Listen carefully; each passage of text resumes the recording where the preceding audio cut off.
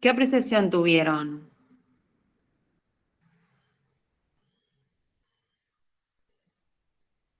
Y es mucho más distinto de lo virtual. Ahí como que tenemos un intercambio más continuo, eh, no sé, es otra cosa.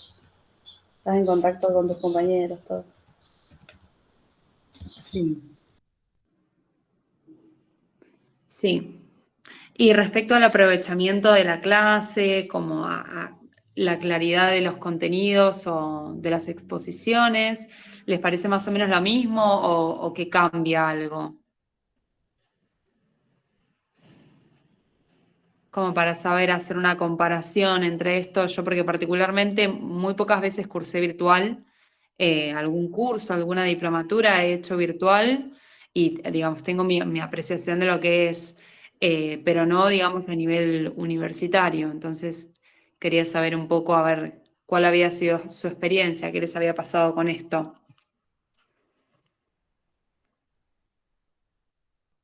No, yo en lo personal tipo me concentro más estando ahí en el aula que estando en mi casa, por ejemplo. Pero después los contenidos y eso es lo mismo. Cambia así en mi concentración personal, digamos. Sí, sí, sí, sí, seguro, sí. Sí, estando uno en la casa, en los ruidos, en los lugares, sus propios lugares, digamos, es re distinto. Sí, sí. Además, ya esta misma cuestión de, bueno, tener uno que cambiarse, salir, disponerse específicamente para ir a estudiar o a escuchar una clase, es re distinto que escucharla uno en casa con el pijama puesto. Cambia un montón la disposición de uno, creo Y yo. sí, te motiva más tipo tener que ir a tener que estar en tu casa, conectarte, desconectarte y seguir acá en tu casa. Sí, A mí me gusta más ir, estar ahí y después, bueno, seguir en mi casa. sí, completamente. Sí. Bueno, ojalá el año que viene nos podamos encontrar en los pasillos de la Unisal. Yo estimo que sí, y lo que se viene diciendo en las universidades es que sí. Así que ojalá, ojalá pueda ser así para el 2022.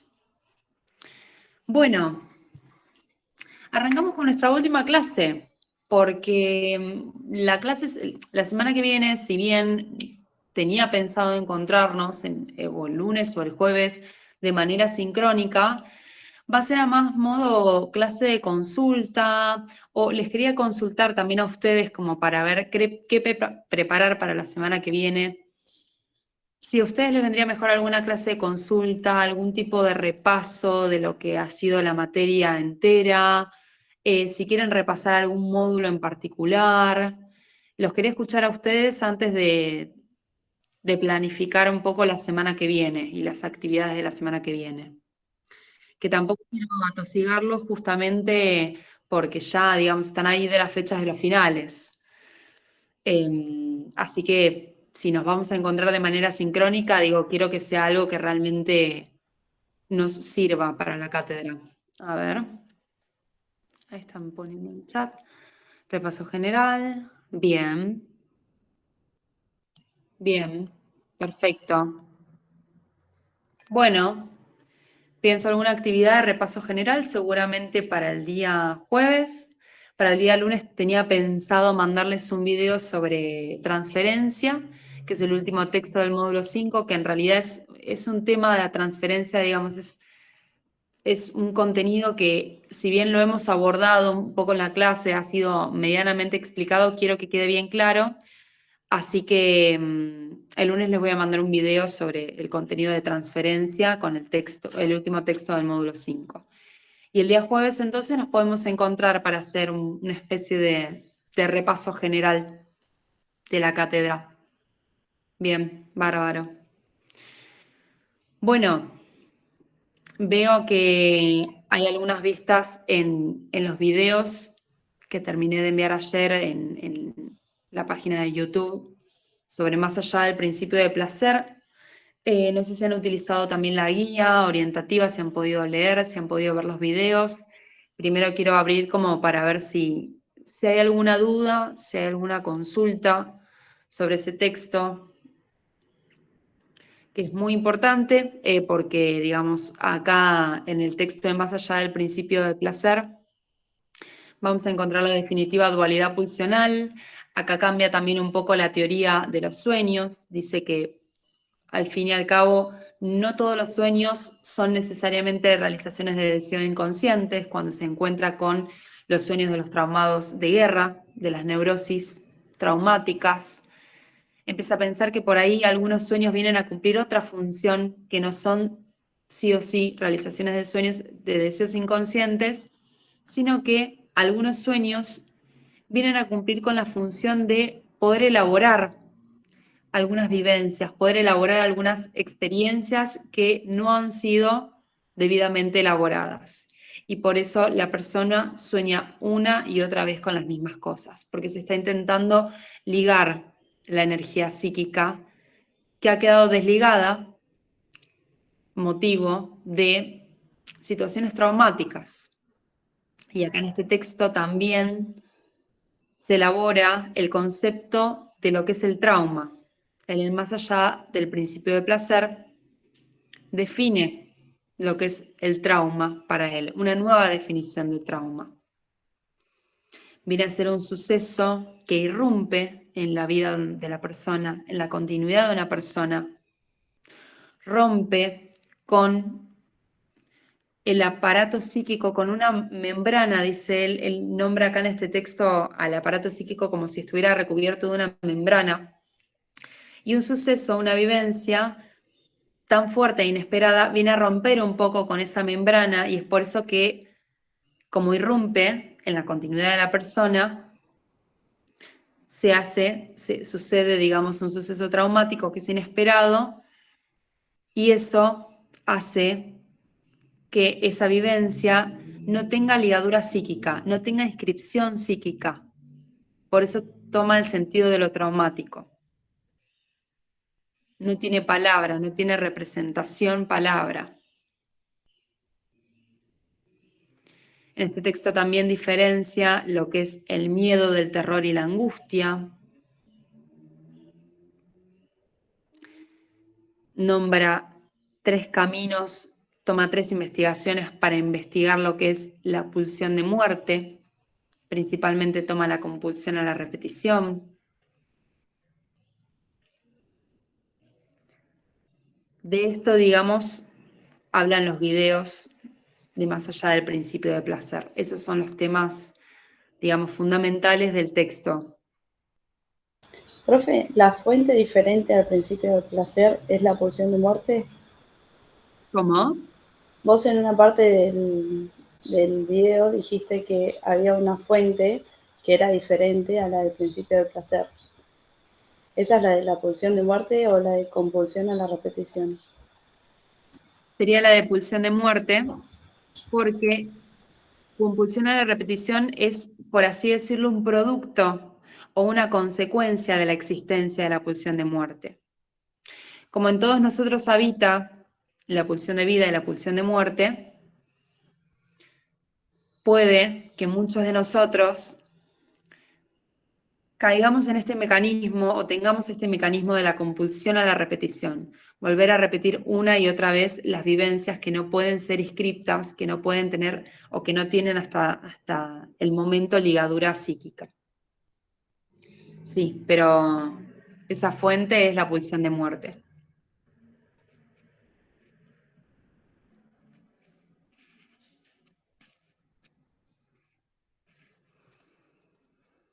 Bien. Si no hay alguna duda, consulta sobre esto, esta introducción que hice de los videos o de los videos que hayan visto, de los textos. Sí, profe, yo creo que no me termina de quedar claro el tipo ligaduras, eso, ¿qué sería? Como que, no sé, creo que no lo termino de entender. El concepto de ligadura psíquica. Claro, Bien. El concepto, digamos, que algo esté ligado a la psiquis, quiere decir que esté de alguna manera representado, que se lo ha podido elaborar. Si algo está desligado, si algo no tiene ligazón con alguna representación, con alguna vivencia, no le podemos poner palabras. ¿Y se acuerdan cuando hablábamos del inconsciente, del sistema inconsciente? El sistema inconsciente estaba regido por el proceso primario. Las leyes, cuando hablábamos de las leyes del inconsciente, hablábamos de proceso primario. Y en el proceso primario es en esta ley en la que no hay, como decíamos, ligazón. No hay una ligazón de las vivencias, de las experiencias vividas, con las palabras. Simplemente son cosas que nos han pasado y por ahí, como han sido fuertes o traumáticas, no han podido ser elaboradas. Cuando algo está ligado, ya pertenece más al proceso secundario, al terreno del preconsciente. Cuando algo está desligado, es energía psíquica que fluye, pero que no puede ser de ninguna manera representada. No se le puede poner palabras, no se le puede hacer ligazón de representación cosa o vivencia con representación palabra. En ese sentido es que no está ligado. Pertenece a el terreno de la inconsciencia, del inconsciente, al proceso primario. Está bien, gracias. No, por nada. Yo, profe, tenía otra duda. Viste que dijiste que la pulsión de vida está vinculada al mito de Eros. Y cuando hablaste del mito de Tánatos, creo que era, ¿eso está vinculado con la pulsión de muerte entonces? ¿O también con...? Ah, no me había Sí. quedado claro. Tánatos es pulsión de muerte, sí. Eros, pulsión de vida, porque está vinculado, digamos, más a la cuestión erótica. Eros, pulsión de vida. Tánatos lo vincula con pulsión de muerte. A ver, acá hicieron una pregunta. Diferencia entre retorno de lo reprimido y compulsión a la repetición. Bien, y ahora, si querés guiarme un poco más o menos esto, ¿dónde lo escuchaste, lo viste? No sé si hay alguna oración de donde lo hayas extraído. A ver si lo podemos contextualizar y ver desde ahí.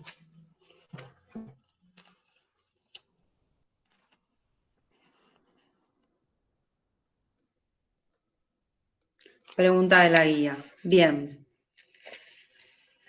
Bien.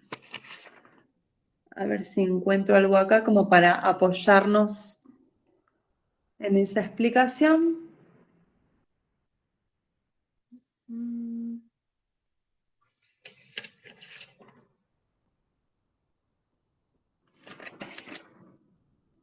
Bueno, por ahora no lo encuentro acá, pero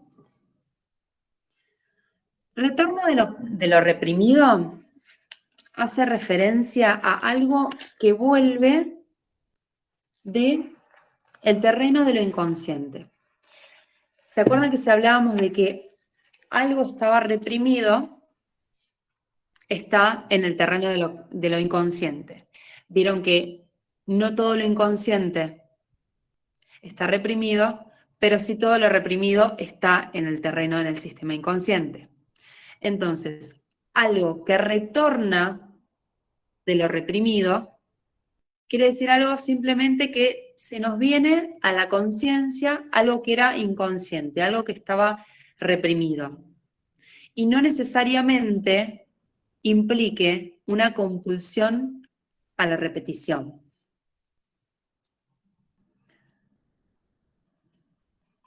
Vuelve de lo reprimido, algo se nos presentifica en el presente, en el terreno de la conciencia. Eso es retorno de lo reprimido. Y compulsión a la repetición hace más referencia a, bien, pulsión de muerte.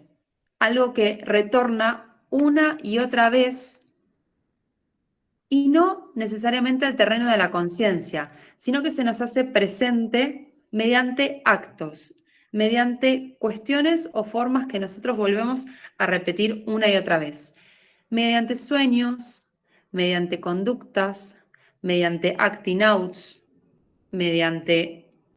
acting outs, no sé si lo han visto en alguna otra cátedra, pero se les llama acting out a manifestaciones, a formas de expresión de la persona que son, por así decirlos, acciones impulsivas, acciones que no tienen pensamiento, no tienen mucha racionalización. Simplemente la persona actúa de manera impulsiva. Cuando alguien hace un acting out, se piensa que en ese actuar, en ese accionar impulsivo de la persona,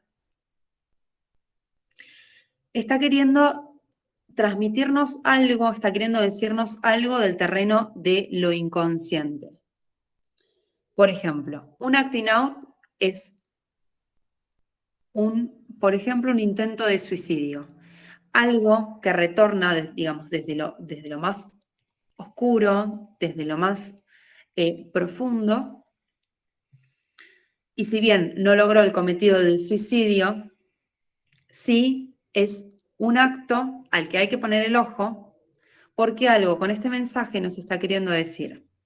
Un acting out también es, bueno, la otra vez me comentaba una colega que tiene una paciente, una joven, que tiene muchas conductas que se pueden pensar como de acting out, muchas conductas bastante impulsivas.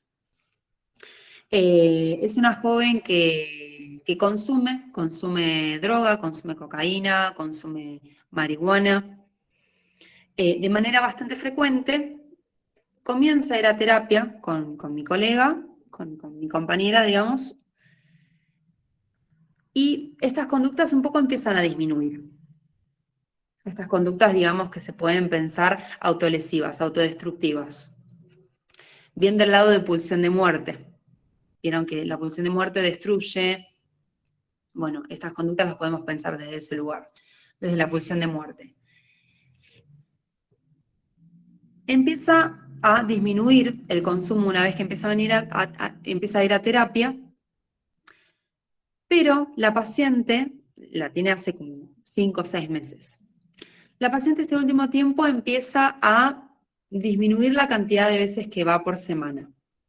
Empieza a faltar, empieza a decir, che, mira, este día no puedo venir, te voy a cambiar un poco. Entonces, la terapia empieza a verse un poco dificultada, un poco embarrada por estas cuestiones, porque la paciente empieza a faltar o a poner obstáculos, a poner trabas en el análisis. Cuestión que en el análisis estaban tocando un par de temas bastante profundos, bastante significativos para esta joven. De un día para el otro, la llama la mamá de la paciente, de mi compañera, y le dice, mirá, dice, de nuevo empezamos a ver que fulanita, nuestra hija, empezó a consumir, y no solo empezó a consumir, sino que la descubrimos porque tuvo un ataque convulsivo después del consumo de cocaína. Bueno, esto, mi compañera automáticamente, y coincidimos, digamos, con un grupo de estudio en el que estamos, lo empezamos a pensar como un acting out, como una manifestación que se establece en transferencia, porque esta joven estaba bajo análisis. Pero justo como se estaban tocando temas muy profundos, muy, digamos, que tenían que ver con la raíz de los problemas de esta joven, digamos, no los pudo tolerar, le dio tanta angustia que tuvo que empezar a evadir un poco el tratamiento, el análisis, y terminó haciendo un acting out, una conducta totalmente impulsiva, en la que no le pudo poner palabras, bien del lado de pulsión de muerte, bien del lado del lugar autodestructivo, y que fue un acting out.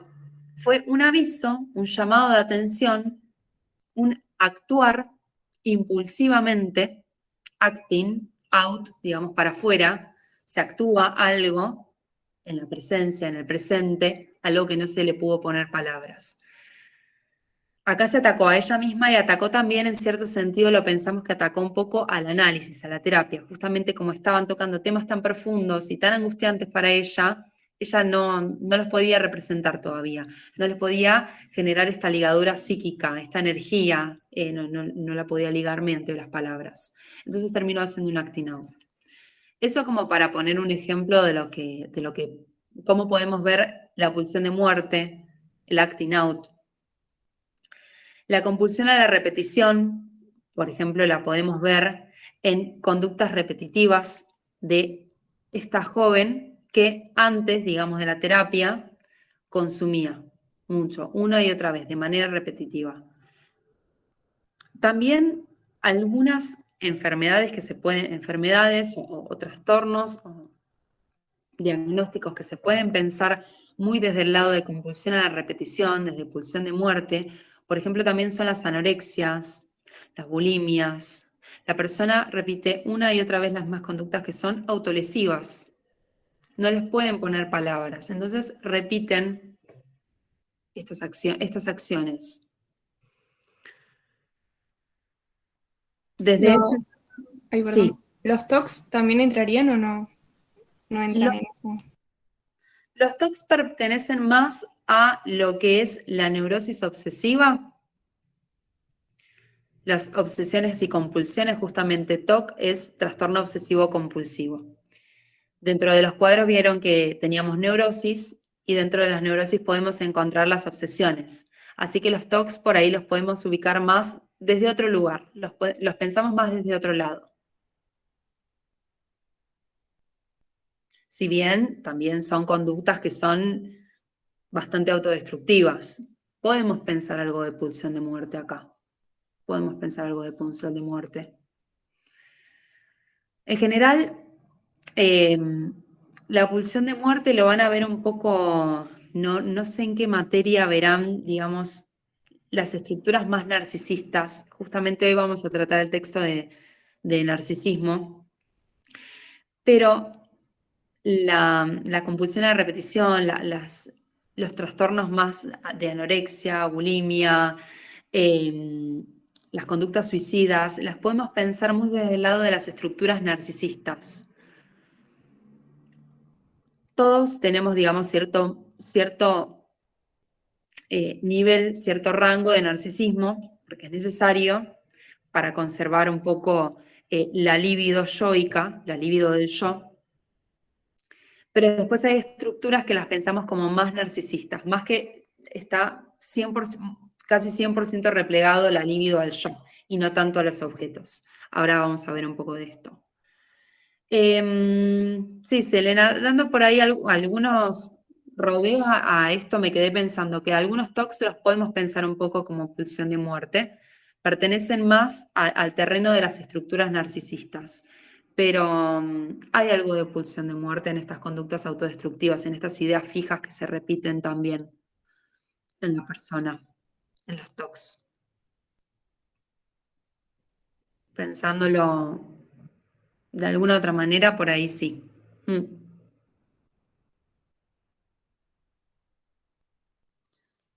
Profe, ¿una persona depresiva, por ejemplo, tiene más pulsión de muerte o,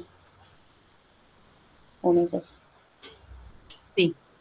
La pulsión de muerte en las personas con depresiones está más presente. Sí, está muy presente, digamos. Tiende a autoboicotearse, a destruir de manera, digamos,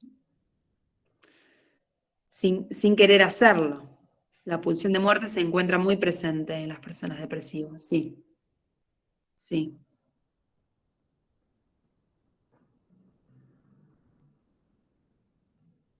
¿Qué más pensaron?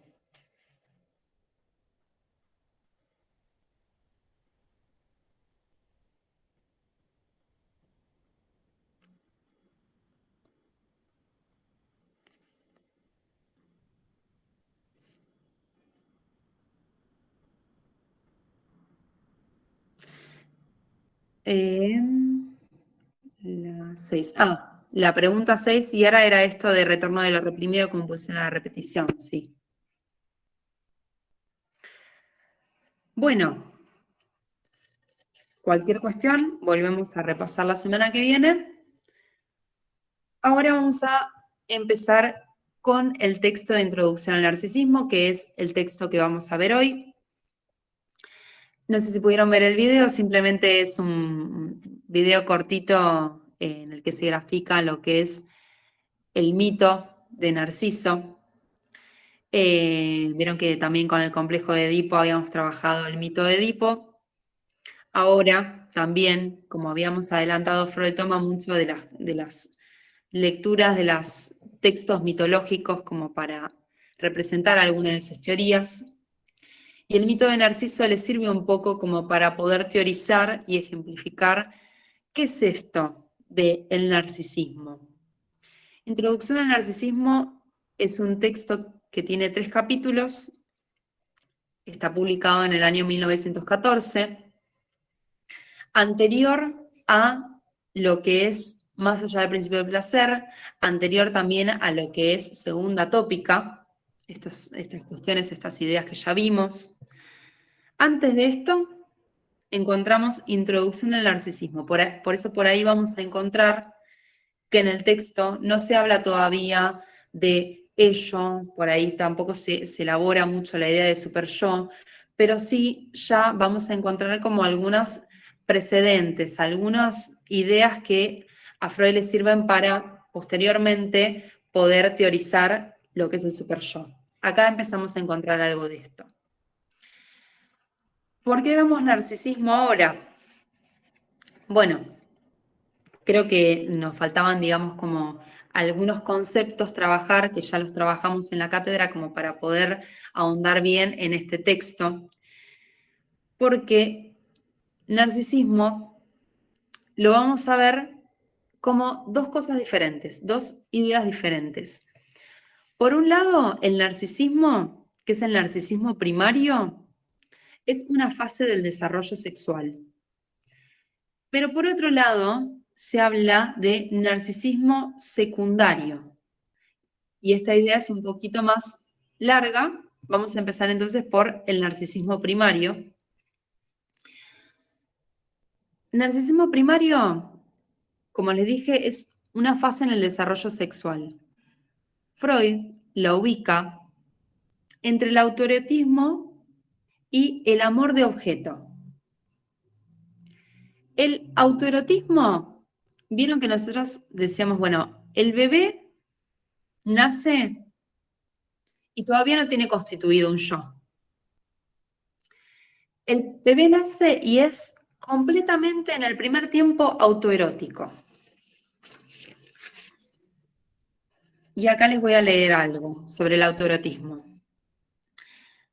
El autoerotismo, según Laplanche, se puede ver según 2 puntos de vista, en un sentido restringido y en un sentido amplio. En el sentido restringido, el autoerotismo es la cualidad de un comportamiento sexual, infantil, precoz, mediante el cual una pulsión parcial, por ejemplo la oral, una pulsión parcial, ligada a una zona erógena,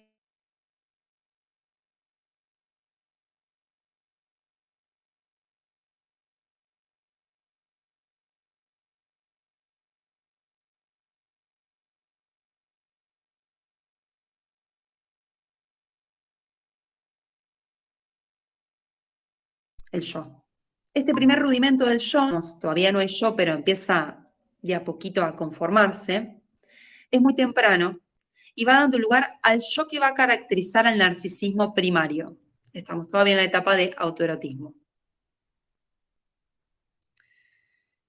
La aparición luego del narcisismo primario no implica la desaparición de conductas autoeróticas que permanecen durante la adultez. Vieron que, si bien esta es la primera fase del desarrollo, autoerótica, el autoerotismo, conductas autoeróticas sigue teniendo el niño y sigue teniendo el adolescente y el adulto.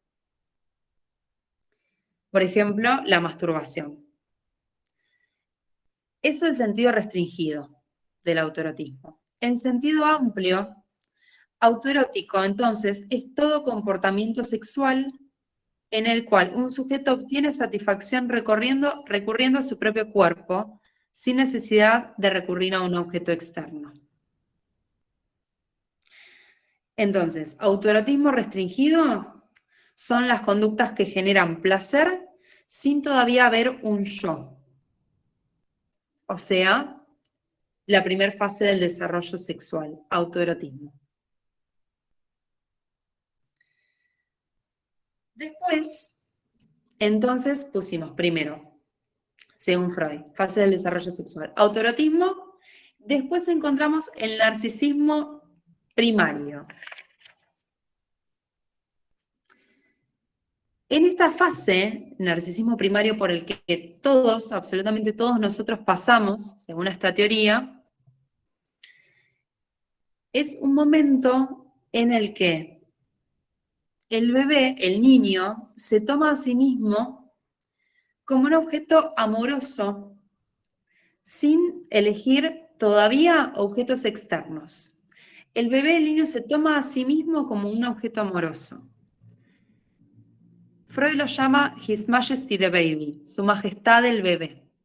Porque todos al bebé lo miran, todos lo halagan, todos lo tocan. El bebé es lo más, es mirado. Es mirado, es querido, es hablado por los demás. Y el bebé, que, digamos, toma también todo lo que el resto del mundo exterior le devuelve, el bebé se la cree. Él es su majestad, el bebé, y actúa en espejo a lo que el mundo externo le devuelve, en el mejor de los casos. Este bebé, en este momento, voy a abrir un poco la ventana porque estoy muy oscura. Este bebé, en este momento, es yo ideal. Soy yo ideal. Es el bebé puro placer. Acá es donde se constituye el yo. El yo puro placer. Es el momento en el que todo el narcisismo, toda la libido narcisista del yo está puesta justamente en el yo. La energía libidinal acá se encarga de constituir al yo. Toda la energía libidinal está puesta en constituirse a sí mismo, digamos. Empieza a decir, yo juego, yo como, yo hago, yo. Es su majestad el bebé. Es un yo omnipotente en este momento, es un yo que todo lo puede. Todo el placer está puesto en ese yo. Y asimismo hay una narcisización desde el afuera, como les decía. La mirada del afuera también va constituyendo ese yo. Pero llega un momento en que a ese yo, en esta etapa de narcisismo primario, hay que castrarlo. A ese yo ideal, ese yo que es ideal, hay que acotarlo, porque si no estamos creando un narciso, digamos. Esta etapa es necesaria para que se constituya el yo. Pero llega un momento en que hay que acotar esa idealización, ese yo ideal. Si no, imagínense, vivir toda la vida siendo un yo ideal es un futuro narciso, digamos, con todo lo que los problemas que esto implica a futuro. La narcisización extrema. Hay que acotarlo, dice Freud. ¿Y cómo se acota? En este momento pone el complejo justamente de castración, el que le dice, vos acá no podés. ¿Y se acuerdan, por ejemplo, qué pasaba? ¿En qué momento estamos en el complejo de castración cuando hablamos de, bueno, acotar al niño, vos esto no podés, acotar este yo ideal? ¿En qué momento estamos parados?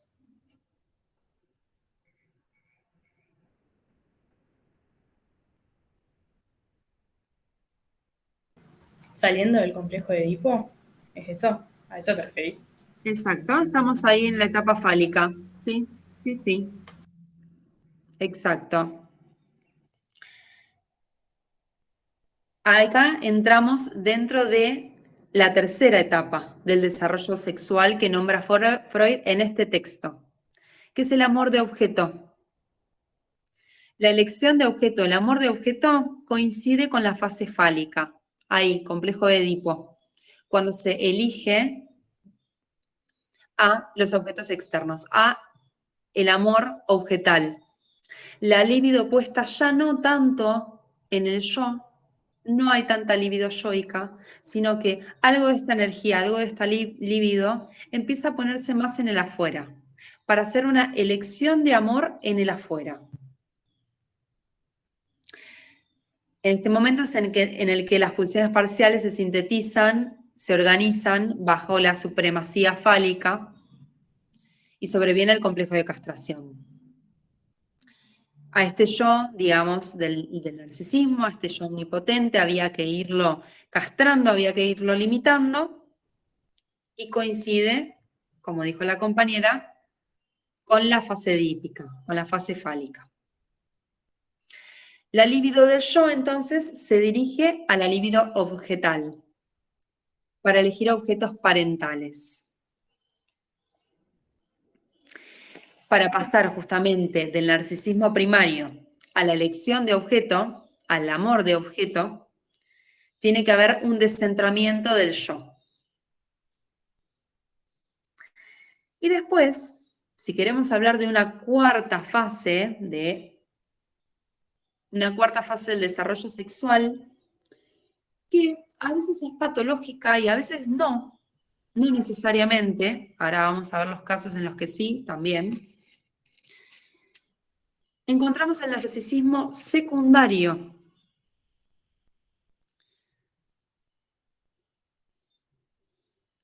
¿Qué pasa en el narcisismo secundario?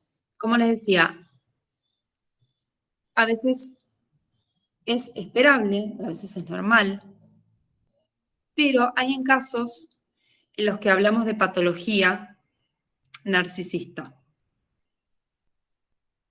En el narcisismo secundario ya se considera que pasamos por el autoerotismo, por la etapa del narcisismo primario, por la etapa de la elección de amor, el amor de objeto, la elección objetal.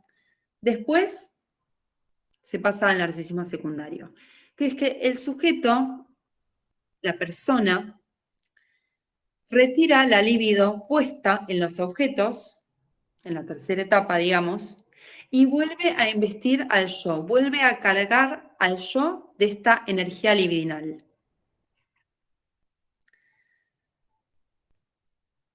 Todos, en algún punto, volvemos siempre a retirar la energía puesta en el afuera, la energía, la libido objetal, la volvemos hacia nosotros mismos. Y él nos pone unos ejemplos en el texto. Hay un ejemplo muy claro que es la enfermedad orgánica. Cuando a nosotros nos duele algo, por ejemplo, cuando a nosotros nos duele una muela, ¿cómo vamos a poner a sostener toda nuestra energía en el afuera? Para entender esto, primero les quería marcar que en la página 73 del texto va a ser la diferencia entre lo que es libido yoica y libido de objeto. La energía puesta en el yo y la energía libidinal puesta en los objetos. Tiene que haber, digamos, cierta parte de libido yoica y cierta parte de libido objetal para hablar, digamos, de una supuesta normalidad o una supuesta salud psíquica. Un ejemplo de narcisismo secundario, o sea, la libido que vuelve, se desinviste a los objetos para volver al yo, es la enfermedad orgánica. Cuando a nosotros nos duele una muela, nos duele la cabeza, tenemos fiebre, nos encontramos con un malestar orgánico en el cuerpo, tenemos que retirar esa energía puesta en el afuera, esa libido objetal, para volverla a nosotros mismos, para poder recuperarnos. ¿Cómo vamos a hacer si realmente nos sentimos mal, si realmente nos duele la cabeza, tenemos fiebre, para poner la energía en el afuera? ¿Quién puede ir a trabajar y concentrarse y estudiar bien si hay un dolor en el cuerpo, si hay un dolor somático? No nos deja pensar. Entonces, esa energía que nosotros normalmente cuando nos encontramos bien, cuando estamos sanos, lo podemos poner en el afuera, en investir libidinalmente las acciones que hacemos en la universidad, en ir a baile, en ir a patín, en relacionarnos con gente. Bueno, cuando estamos enfermos, tenemos que retirar toda esa energía puesta que nosotros ponemos normalmente en el afuera y volverla a nosotros mismos. A esto se le llama, esto es un ejemplo de narcisismo secundario normal, esperable, que a todos nos pasa, para poder recuperarnos, y una vez que nos recuperamos, podemos volver a volcar esa energía libidinal, esa libido yoica, digamos, que volvió a nosotros, nos recuperamos y volvemos a ponerlos después normalmente en las acciones que hacemos en el afuera cotidianamente. El sujeto en el narcisismo secundario entonces retira su libido de los objetos y se centra en su yo. Este es un repliegue narcisista. También un repliegue narcisista, digamos, regresivo, normal, esperable, que todos nosotros hacemos, es el dormir, el momento del dormir, del descansar. ¿Por qué? Porque hacemos un corte con el afuera y no podemos investir los objetos del exterior. Nos replegamos, hacemos un repliegue narcisista para poder centrarnos en nosotros mismos, en el dormir, en el descansar. Un rato dejamos de pensar en el afuera para replegarnos en nuestro yo. Bien, esos son dos ejemplos claros de narcisismo secundario esperable que todos nosotros hacemos en la cotidianidad. Ya cuando hablamos de narcisismo secundario desde un punto de vista patológico, hablamos de enfoques clínicos. Por ejemplo, la psicosis. La psicosis, ¿qué es lo que hace el psicótico? Hace un corte con el afuera, hace un corte con la realidad externa. No puede poner su líbido en el afuera, porque tienen otra lógica de pensamiento, tienen otra lógica de relacionarse con los objetos y de relacionarse con el yo. Repliega toda esa energía en el yo, se centra en sí mismo el psicótico. A veces el neurótico también lo hace, pero el neurótico, la capacidad que tiene, que el psicótico no, es de poder replegarse hacia sí mismo y convertir esa energía en fantasías. El psicótico no fantasea. El psicótico tiene delirios, no puede fantasear. Sí lo hace el neurótico. Y acá, volviendo un poco al texto, ¿de dónde saca Freud? Y esto, digamos, es bien en el principio del texto, lo van a encontrar. Explica de dónde Freud saca el término narcisismo. Lo saca de un psiquiatra alemán, Nacke. Es un médico que estudiaba la conducta sexual de otras personas con sus propios cuerpos. Justamente Nacke investigó mucho y trabajó mucho con personas con patologías psiquiátricas, con psicóticos, por ejemplo. y veía, digamos, las manifestaciones y las conductas que tenían estas personas, las conductas sexuales. Y a estos los llamó narcisistas. Freud toma el término de él y también de la mitología griega y distingue 3 caminos para investigar el narcisismo. Por un lado, el primer camino que toma Freud para investigar el narcisismo es estudiar la psicosis, esto de lo que veníamos hablando, el desarrollo libidinal de la psicosis. Y observa 2 cuestiones acá. La psicosis tiene un delirio de grandeza. El psicótico muchas veces tiene delirios de grandeza, se cree omnipotente, se cree que todo lo puede, vuelve a ser de alguna manera un yo ideal. Esto que era el nene en His Majesty the Baby, Su Majestad el Bebé. El psicótico retira su líbido, o sea, su interés sexual, de las personas, de los objetos, de la afuera, y no lleva nada a la fantasía. No es introvertido a la fantasía. Cuando retira su líbido de la afuera, no tiene organizado un esquema interior como para fantasear, y por eso esa líbido hace una regresión al yo. Y esto es lo que justifica su delirio de grandeza.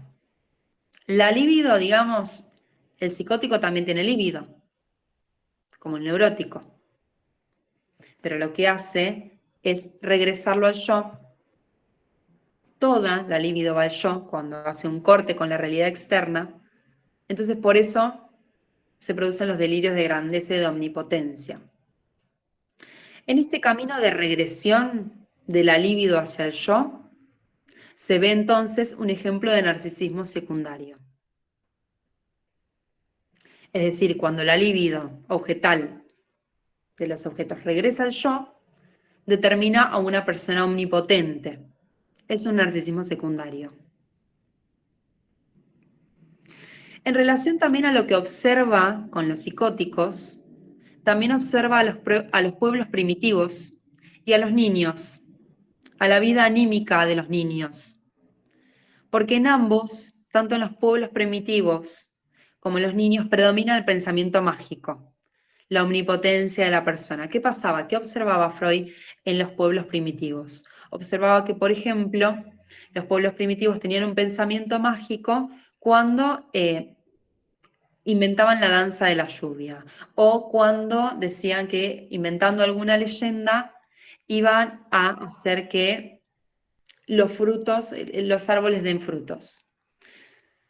Estas manifestaciones que tenían los pueblos primitivos, que pensando que gracias a que ellos iban a hacer una danza de la lluvia, gracias a que ellos iban a bailar, por ejemplo, iba a llover, es un pensamiento mágico, es un pensamiento omnipotente, porque pensaban que de ellos dependía todo. Ellos controlaban la lluvia, ellos controlaban que los árboles den fruto.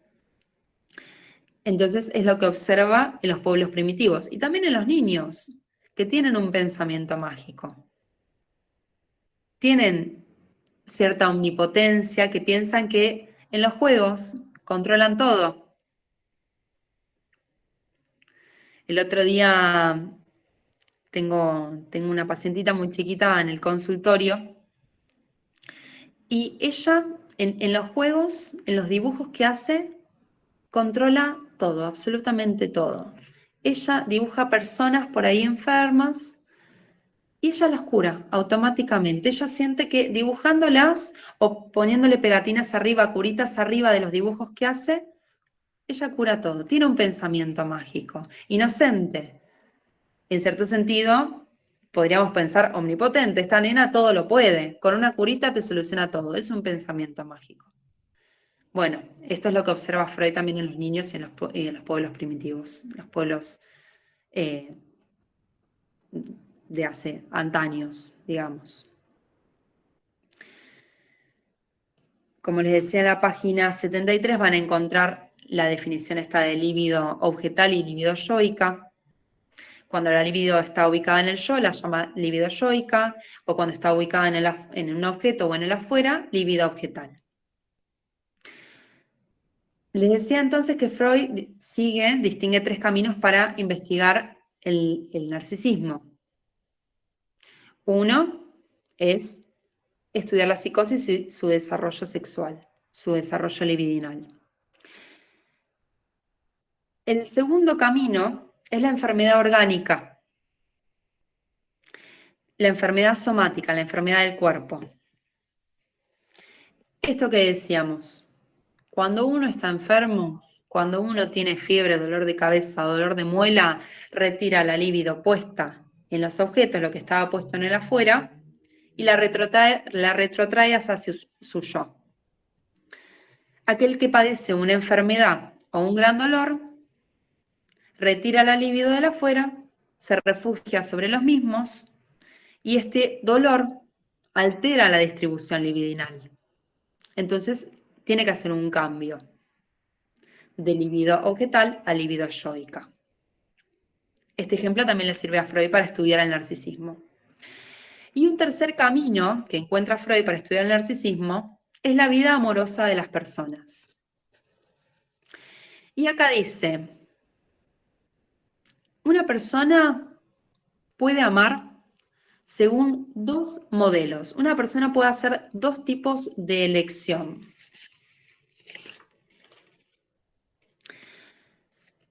Puede elegir amar según el tipo narcisista, dice, es decir, se elige a un objeto de amor en relación a uno mismo, y acá distingue 4 tipos de elecciones narcisistas. Se ama a alguien según lo que uno mismo es. A ver si acá tengo algunos ejemplos. Acá. Amar según lo que uno mismo es como elegirse a sí mismo en el otro. Vieron que hay parejas que vos ves y decís, ay, son exactamente iguales. No sé si les pasó, pero yo tenía unos conocidos en el secundario, eran un chico y una chica, un varón y una mujer. Eran iguales, parecían hermanos, eran tal para cual. Bueno, eso podía llegar a ser una elección de tipo narcisista según lo que uno es elegirse a sí mismo en el otro. Tiene como una fantasía de máxima fusión con el objeto. Por ejemplo, las parejas simbióticas se parecen, hacen todo junto estas parejas. El segundo tipo de elección según el tipo narcisista, según, digamos, una elección de tipo narcisista de amor, es según lo que uno fue. Por ejemplo, dice, cuando lo tratan a la otra persona desde el lugar de la protección y del darle, según lo que uno fue en un pasado. Uno en el pasado podemos pensar que fue hijo, fue mimado, fue cuidado. Y acá se puede poner como ejemplo las parejas con mucha diferencia de edad. De alguna manera se elige a alguien, es una elección de tipo inconsciente, digamos. Se elige a alguien de mucha mayor edad para ser cuidado como uno fue cuidado en algún momento, cuando era chico. Otro tercer tipo de elección narcisista es según lo que uno mismo quisiera ser. De acuerdo a lo que uno quisiera ser. Es elegir el objeto que representa el ideal del sujeto. Es decir, aquello a lo que éste aspira pero siente que no puede alcanzar. Hay personas que eligen a las parejas como ideales. Hay personas que dicen, yo, para amar a una persona, para elegir a una persona, necesito admirarla. Se apunta a un ideal del yo. ¿Qué vas a admirar? Algo desde vos mismo, digamos. Algo a lo que vos sentís que apuntás, pero no podés alcanzar por X motivo. Entonces se puede llegar a hacer una elección de tipo narcisista de acuerdo a lo que uno quisiera hacer. Está relacionado con el ideal del yo, entonces se ama al objeto, se ama a la persona a causa de las perfecciones a las que hemos aspirado para nuestro propio yo. Y esto satisface el narcisismo de alguna manera. Uno mira a través de quien elijo. Pero podemos pensar que este tipo de elección conlleva ciertos riesgos, ¿no es cierto? Puede conllevar a ciertos riesgos como envidia o competencia, digamos. Estos son como ciertos rasgos colaterales, riesgos colaterales a estos tipos de elecciones. Terminar queriendo lo que el otro tiene. Terminamos llenándonos de odio o de envidia. Si se elige el ideal, digamos, se pueden cometer ciertos riesgos. Y el cuarto ejemplo, el cuarto tipo de elección según el tipo narcisista, es elegir de acuerdo a una parte de uno mismo o a algo que fue parte de uno mismo. ¿A qué se hace referencia con esto? Se puede estar eligiendo de acuerdo a una parte, a una característica de mi yo, o también de acuerdo al significado que tuvimos para nuestros padres, de acuerdo al significado que tuvo ese hijo para los padres. Vieron que nosotros, antes de nacer, incluso cuando nacemos, se dice que nosotros fuimos, antes de nacer, hablados y pensados por nuestros padres, fantasiados de alguna manera. Ay, fulanita va a ser abogada, va a ser linda, va a ser buena, va a ser inteligente. Podemos terminar haciendo algún tipo de elección inconsciente, narcisista, según como fuimos también hablados por nuestros padres. Entonces, la cuarta es elegir de acuerdo a la persona que fue parte de uno mismo o a una parte de sí mismo. Pero después, por un lado, decíamos, tercer camino de investigación, la vida amorosa. Se distingue que la persona puede amar según dos tipos de modelos. Primero, de tipo narcisista, nombra Freud, con estos 4 caminos. Y hay otra forma o hay otro modelo por el cual podemos nosotros elegir nuestro objeto de amor, nuestra elección amorosa. Y es según el modelo de apuntalamiento, dice. Elección por apuntalamiento o apoyo. ¿Qué es esto? Nosotros elegimos, toda pulsión sexual se apuntala apoyada en funciones de autoconservación. Entonces, elegimos de acuerdo a nuestro modelo de nuestra madre o elegimos de acuerdo al modelo de nuestro padre. ¿Y qué representan acá el padre y la madre? La madre nutriz, la madre protectora, la madre que cuida, la madre que da, la madre nutriz, la nombra Freud. O, según el padre, protector. El padre que protegió, el padre que nos cuidó. Entonces, esta elección, segunda elección de modelo, digamos, segundo modelo de elección de objetos de amor, es elección por nuestro padre protector o nuestra madre nutriz. Elección por apuntalamiento. Se refiere entonces al amor de los padres por los hijos y la hiperestimación que ha recibido el niño por parte de sus padres, donde el hijo viene a representar el deseo incumplido de los padres y la inmortalidad de los mismos. Uno termina eligiendo de manera inconsciente, también esta es una elección inconsciente, de acuerdo al modelo de nuestro padre o de nuestra madre. Y así, digamos, de alguna manera perpetuamos la vida de ellos en nuestra pareja, de manera inconsciente. Bien, es el padre que cuida, la madre que sostiene, la madre que alimenta. Y esto lo podemos ver en muchas parejas también, que decimos, ay, la pareja de fulanito es la mamá.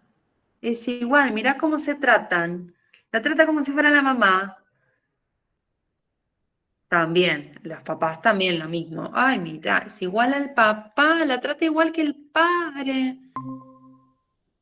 Esto también. Yo tengo una amiga que también estaba en pareja y nada, hablando con la psicóloga le dijo como que ella cumplía un rol muy de madre con el novio de ella.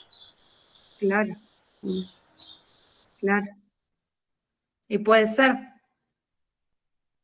que haya hecho algún tipo de este tipo de elección amorosa. Sí. Lo debe cuidar, sostener, nutrirlo, como una madre. Mm. Ahí él habrá elegido de acuerdo a su madre, quizás. Mm. Bien. Y de este texto, sí, digamos, importante, bueno, en capítulo 3, resaltarles que acá en este capítulo 3 van a encontrar esta idea de que necesitamos pasar por este momento de su majestad el bebé, pero hay que dejar este momento de narcisismo primario. Y comentarles que en el capítulo 3 van a encontrar varias veces los términos ideal del yo ideal, que es un poco de esto de los que estábamos hablando. Recordarles que todavía en este momento, en 1914, todavía no se hablaba de super yo, digamos, como dentro de la segunda tópica. Acá ideal del yo ideal, también van a encontrar el término conciencia moral, son precursores en la obra freudiana de la nueva instancia del super yo.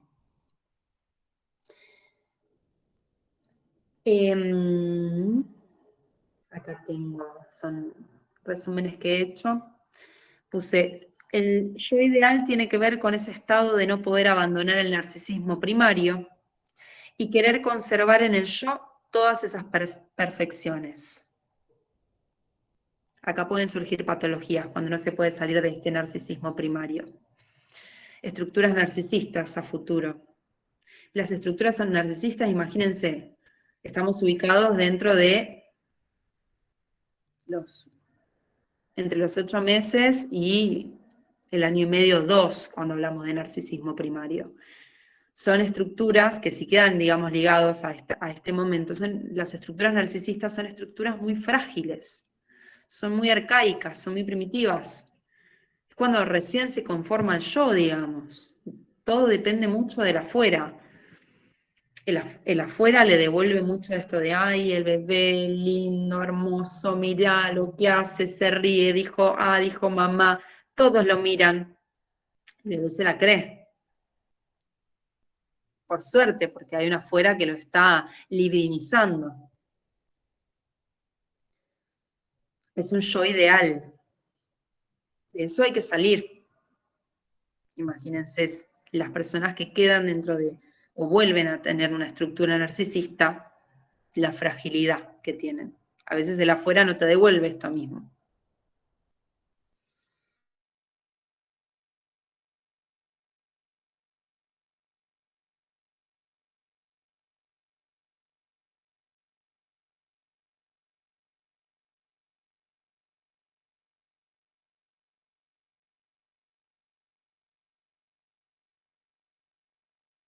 para proponerle al yo nuevas exigencias. Y ya se acuerdan que era una de las funciones del super yo. Ya hablamos después de la salida del complejo de Edipo. Le propone nuevas metas, nuevas exigencias. Favorece los destinos pulsionales.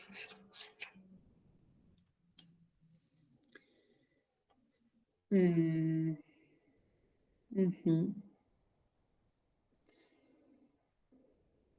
Hasta acá, no mucho más. Adelantarles que van a encontrar un poco más en este tercer capítulo estas ideas de yo ideal, ideal del yo, como para guiarlos un poco de qué se trata. No es lo mismo yo ideal que ideal del yo, eso para que quede clarísimo. En este texto son precursores de la instancia del super yo. Al ideal del yo se le agrega la conciencia moral, esta instancia de que está bien, que está mal, que se puede, que no. Al yo ideal eso no le importa, digamos. Soy yo ideal, narcisismo primario, constitución del yo.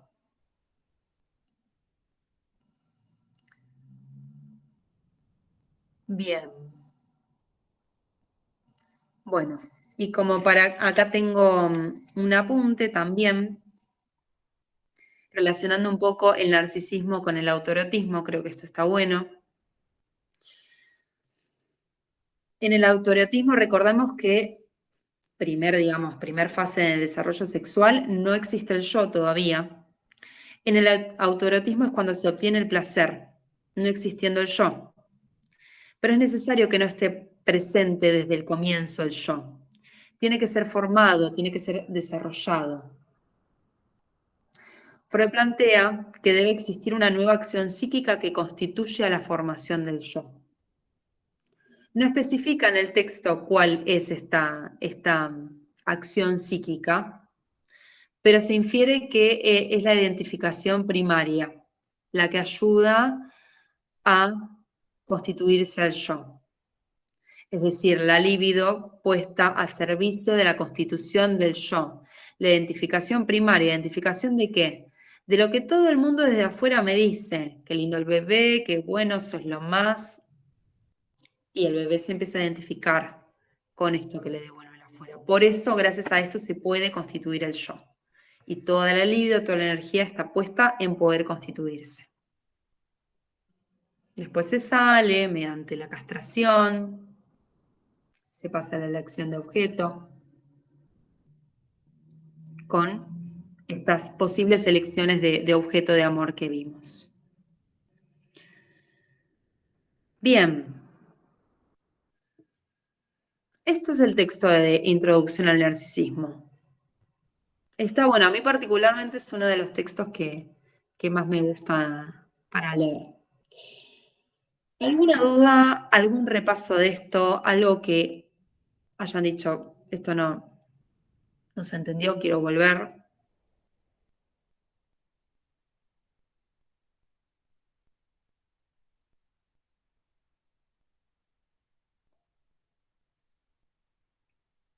Yo tengo una duda, pero no es nada que ver con esto. Ahora Bueno, me quedo pensando, tipo, Freud no dijo nada de cuando, viste, cuando tienen un bebé, del nombre que le ponen, por ejemplo, inconscientemente, cómo terminan eligiendo ese nombre. no sé si dijo algo particularmente sobre ese tema, pero es re significativo. A mí me parece re significativo como para poder. Es que termina siendo el nombre de toda la vida, a menos que se lo cambie o algo así, pero bueno, tipo, es lo que le da como, no sé cómo decirlo, su identidad, ¿viste? Totalmente, sí, totalmente. Es lo que le da la identidad a uno. Nada más ni nada menos que el nombre.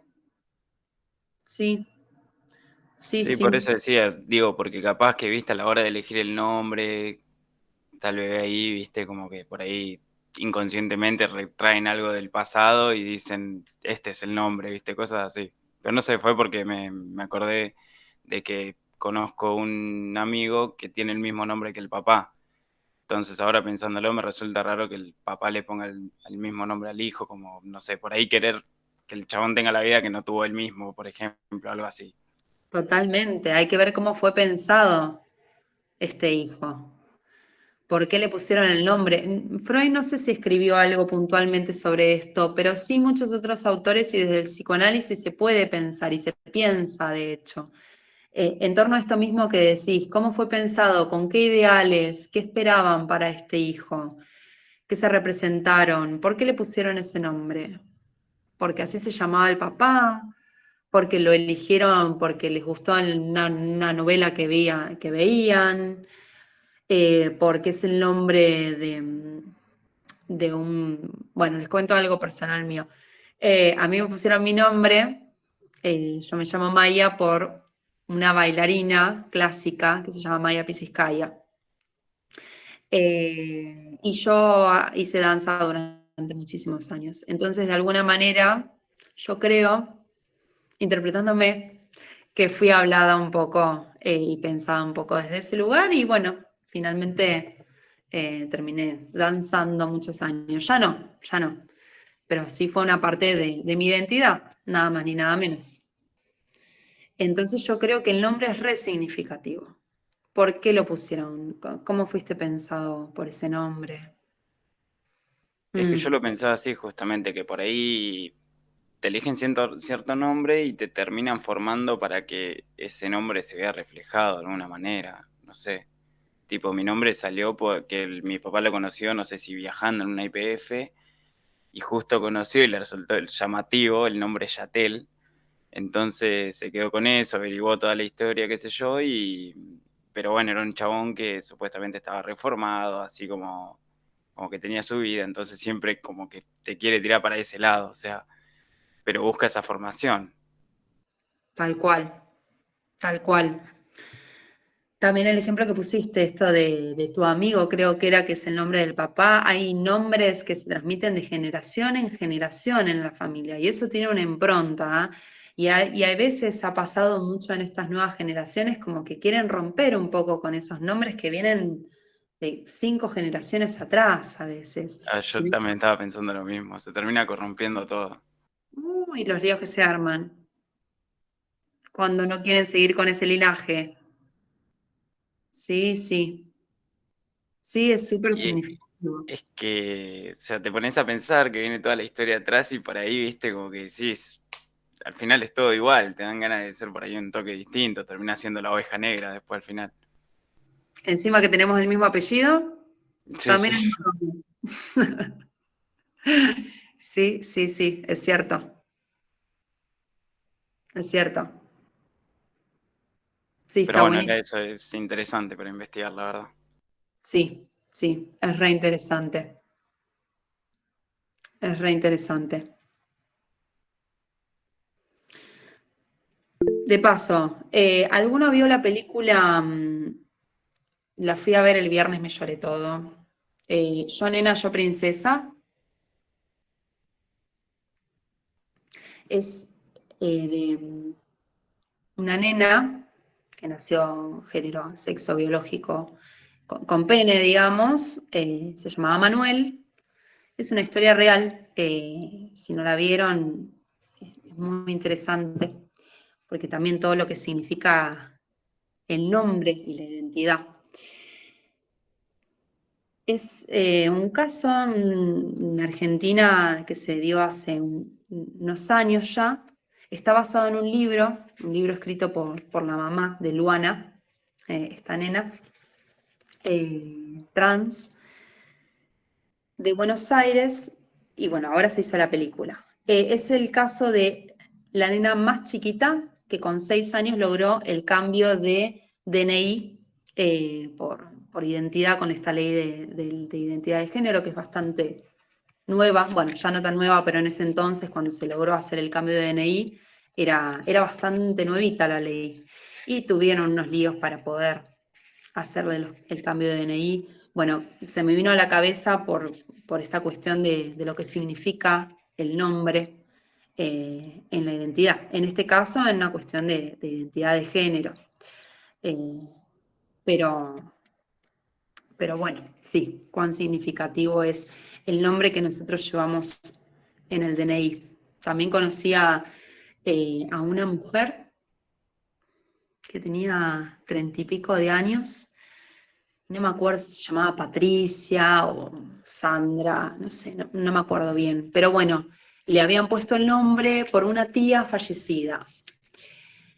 Una tía que había fallecido 2 meses antes de que nazca esta mujer. Y para ella eso era re pesado llevar el nombre de su tía muerta, re pesado. Y nunca le gustó su nombre. Nunca le gustó, además de que no le gustaba el nombre como estéticamente, el significado que vino a traer ese nombre en su vida. O sea, nació con el nombre de la tía que había fallecido 2 meses antes que nazca ella. Y es hoy en día que sigue luchando por cambiarse el nombre, porque realmente no se siente identificada, no le gusta, le molesta mucho y se hace llamar por otro nombre. Todo el resto de las personas que la conocen la llaman de otra manera. Ella se puso otro nombre. Si bien en el DNI sigue siendo Sandra o Patricia, no me acuerdo bien, una conocida, eh, no permite que la llamen de esa manera. No lo reconoce. Y bueno, está intentando hace un tiempo cambiarse el nombre en el DNI. Cosa que es muy difícil, muy difícil. Pero sí, todo lo que representa. Bueno, les quería preguntar, aprovecho, porque no sé cuánto nos conectaremos la semana que viene. Acá antes te hicieron una pregunta en el chat. Sí, a ver. ¿El año que viene cursamos psicoanálisis? No, estoy con ciertas dudas, porque ustedes el año que viene tienen a Carolina Wolf en Psicoanálisis 2. Es escuela inglesa, es todo psicoanálisis de niños, es re linda. Yo estoy como profe adjunta en Psicoanálisis 2 en la comisión D. Estoy en la comisión D, digamos, formalmente en los papeles. Este año, excepcionalmente, también estuve en la comisión C, estuve en la comisión C y D, pero yo no sé si el año que viene estaré en la comisión C también. Seguro en comisión D, quizás en la C, pero no es seguro. Sí, la titular es Carolina Wolf y es ella en las 2 cátedras, tanto en la C como en la D. Yo estoy de adjunta. Así que por ahí, quizás en una de esas nos veremos, pero no es seguro. No lo sé. Les quería preguntar, si no para la clase que viene, dejémoslo mejor así. Preguntarles qué tal la cátedra, que me hagan alguna devolución para el jueves que viene, ahora ya es retarde, sobre lo que fueron los contenidos, las clases, los recursos. Como es una de las siempre fue una de las experiencias más cortas que yo tuve en educación terciaria, universitaria, en educación superior. Había tenido suplencias, sí, a cargo de cursos, pero no un dictado de cátedra entero. Así que me gustaría, la próxima vez, que me puedan hacer alguna devolución, por oral o escrito, de la manera que se sientan más cómodos, sinceramente, porque a mí me sirve lo que ustedes me puedan devolver. Ya les digo, de las clases, qué es lo que les sirvió, qué es lo que dicen, che, Maya, esto así no, la verdad es que no sirvió, no estuvo bueno. Bueno, todo va a ser recibido como para tenerlo en cuenta para próximas instancias. ¿Alguna consulta más?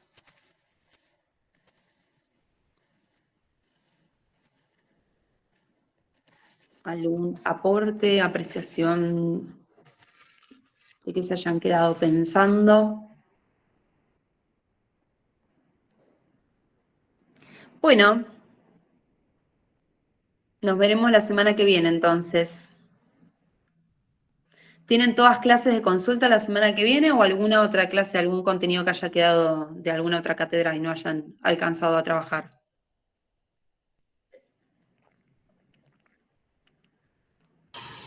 No sé bien, pero creo que la mayoría de consulta, me parece. Pero bueno.